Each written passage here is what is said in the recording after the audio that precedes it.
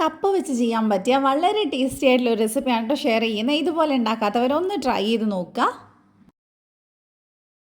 അപ്പോൾ ഇതിനു വേണ്ടി ഒരു മീഡിയം സൈസുള്ള കപ്പ നന്നായിട്ട് ക്ലീൻ ചെയ്തിട്ട് ഞാനിതൊന്ന് ഗ്രേറ്റ് ചെയ്തെടുക്കുന്നുണ്ട് കേട്ടോ. നമ്മൾ ക്യാരറ്റൊക്കെ ഗ്രേറ്റ് ചെയ്യാറില്ലേ, ആ ഒരു ഗ്രേറ്റർ വെച്ചിട്ട് ഒന്ന് ഗ്രേറ്റ് ചെയ്തെടുക്കുക. അപ്പോൾ ഗ്രേറ്റ് ചെയ്യുന്നതിന് മുമ്പായിട്ട് കപ്പേൻ്റെ നടുക്കുന്ന് 2 പീസാക്കുകയാണെങ്കിൽ അതിൻ്റെ നടുക്കുള്ള ആ ഒരു തണ്ട് പോലത്തെ സാധനം ഉണ്ടല്ലോ, അത് നമുക്ക് എടുത്ത് വേഗം കളയാൻ പറ്റും കേട്ടോ. അപ്പോൾ അത് ഇതേപോലെയാണ് നമ്മൾ എല്ലാം ഗ്രേറ്റ് ചെയ്ത് എടുത്തിട്ടുണ്ട്. വലിയ പണിയൊന്നുമില്ല കേട്ടോ, സിമ്പിളാണ് ചെയ്യാനായിട്ട്.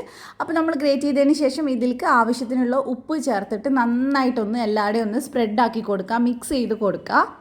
കാരണം ഈ കപ്പയിലെ വെള്ളം പെട്ടെന്ന് നമുക്ക് ഊറ്റിയെടുക്കാൻ പറ്റാൻ വേണ്ടിയിട്ടാണ്. അപ്പോൾ ഫുള്ളായിട്ട് നമ്മളിത് ഇട്ടിട്ടുണ്ട്. അപ്പോൾ ഏകദേശം ഒരു മീഡിയം സൈസ് കപ്പ് വെച്ച് നമുക്ക് 2-2.5 ആൾക്കൊക്കെ കഴിക്കാനുള്ളത് ഉണ്ടാവും കേട്ടോ. അപ്പോൾ നന്നായിട്ട് ഞാനിത് ഇങ്ങനെ ഒന്ന് സെറ്റാക്കി വെച്ചിട്ടുണ്ട്. ഒരു 5 മിനിറ്റ് ഇത് മാറ്റി വെച്ചതിന് ശേഷം നമുക്ക് ഇതിനെ ഒന്ന് പിഴിഞ്ഞെടുക്കാം. നല്ല പോലെ പിഴിഞ്ഞെടുക്കുക, കപ്പയുള്ള ആ ഒരു കട്ട് പോകാൻ വേണ്ടിയിട്ടാണ്. അപ്പോൾ നന്നായിട്ട് ഇതുപോലെ പിഴിഞ്ഞെടുക്കുമ്പോൾ നല്ല വെള്ളം അതിനകത്തുനിന്ന് പോവും. അപ്പോൾ ഇതേപോലെ തന്നെ പിഴിയുക. അതിന് ശേഷം ആ പിഴിഞ്ഞത് നമുക്ക് വേറൊരു ബൗളിലേക്ക് മാറ്റി കൊടുക്കുക. അപ്പോൾ നമുക്ക് ഇതിലേക്ക് വെള്ളം ഒട്ടും വേണ്ട, വെള്ളം ഇല്ലാതെയാണ് നമുക്ക് വേണ്ടത്. അപ്പോൾ അത് ഇത്രയും വെള്ളം നമുക്ക് ആ പിഴിഞ്ഞതിന് ശേഷം കിട്ടിയിട്ടുണ്ട് കേട്ടോ. അപ്പോൾ ബാക്കി ഞാനൊരു ബൗളിലേക്ക് ഇട്ടിട്ടുണ്ട്. ഇത് കപ്പയായതുകൊണ്ട് തന്നെ ഇപ്പോഴും ഒരു ചെറിയ നനവുണ്ടാവും. അപ്പോൾ നമുക്ക് ഡയറക്റ്റായിട്ട് ഇത് ചെയ്തെടുക്കാൻ പറ്റില്ല. അപ്പോൾ ഒന്ന് നനവ് പോകാൻ വേണ്ടിയിട്ട് ഇതിലേക്ക് 2-3 സ്പൂണ് അരിപ്പൊടി ചേർത്ത് കൊടുക്കുക. അരിപ്പൊടിക്ക് പകരം നിങ്ങൾക്ക് പുട്ടുപൊടി ആയാലും മതി കേട്ടോ. ഞാൻ ഇടിയപ്പത്തിൻ്റെ പൊടി എടുത്തിട്ടുള്ളത് ഏകദേശം ഒരു 2.5 ടേബിൾ സ്പൂൺ എടുത്തിട്ടുണ്ട്. പിന്നെ കുറച്ചും കൂടെ ഉപ്പ് ചേർത്തിട്ടുണ്ട്. നന്നായിട്ട് മിക്സ് ചെയ്തെടുക്കുക. അപ്പോൾ ആ നനവൊക്കെ ഏകദേശം പോകും കേട്ടോ. അപ്പോൾ നിങ്ങൾ എടുക്കുന്ന കപ്പിൻ്റെ വലുപ്പത്തിനനുസരിച്ച് പൊടി കുറച്ച് കൂട്ടുകയും കുറയ്ക്കുകയൊക്കെ ചെയ്യുക. അപ്പോൾ എല്ലാവരുടെയും നന്നായിട്ട് മിക്സ് ചെയ്തിട്ടുണ്ട്. ഇനി ഇത് ഞാനൊരു പുട്ടുകുറ്റി എടുത്തിട്ടുണ്ട്.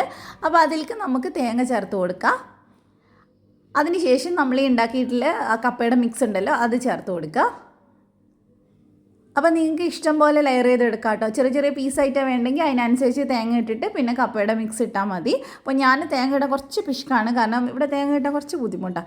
അപ്പോൾ അതുകൊണ്ട് തന്നെ ഞാൻ കുറച്ച് തേങ്ങ ഇട്ടിട്ട് പിന്നെ വീണ്ടും കപ്പ ഇട്ട് അങ്ങനെ കുറച്ചായിട്ടാണ് തേങ്ങ ഇടുന്നുള്ളൂ. അപ്പോൾ നല്ല തേങ്ങയൊക്കെ ഇട്ട് ചെയ്യുമ്പോൾ നല്ല ടേസ്റ്റാണ് കേട്ടോ. അപ്പോൾ ഒത്തിരി തേങ്ങ കിട്ടുന്നവർ അങ്ങനെ ചെയ്തോളൂ. അപ്പോൾ ഞാനിത് ഫുള്ളായിട്ട് ലെയർ ചെയ്ത് എടുത്തിട്ടുണ്ട്.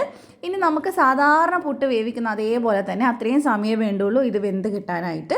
അപ്പോൾ ഇതേ നല്ലോണം ആവിയൊക്കെ വന്നിട്ടുണ്ട്. ഒരു 5 മിനിറ്റൊക്കെ കഴിഞ്ഞിട്ടുണ്ട്. നന്നായിട്ട് വെന്തിട്ടുണ്ട് കേട്ടോ.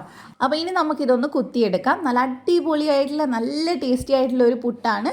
പണ്ടൊക്കെ ചെയ്യുന്നത് വേറൊരു രീതിക്കാണ് കേട്ടോ. അപ്പോൾ ഇത് കുറച്ച് സിമ്പിളായിട്ട് ചെയ്തതന്നേ ഉള്ളൂ. എല്ലാവരും ട്രൈ ചെയ്ത് നോക്കും. ഒരുപാട് സമയമൊന്നും വേണ്ട ചെയ്യാനായിട്ട്. അപ്പോൾ എല്ലാവരും ട്രൈ ചെയ്തിട്ട് ഫീഡ്ബാക്ക് അറിയിക്കുക. റെസിപ്പി ഇഷ്ടമായിട്ടുണ്ടെങ്കിൽ ധ്യാൻസ് കണ്ണൂർ കിച്ചൻ സബ്സ്ക്രൈബ് ചെയ്യുക. അഥവാ ഫേസ്ബുക്കിലാണ് വീഡിയോ കാണുന്നതെങ്കിൽ പേജ് ഒന്ന് ഫോളോ ചെയ്യാൻ മറക്കല്ലേ. അപ്പോൾ നല്ല ചൂട് പുട്ടായിട്ട് നമ്മൾ ഇതേ പോവാണ്. അടുത്ത വീഡിയോ ആയിട്ട് വീണ്ടും വരാം. Thank you for watching.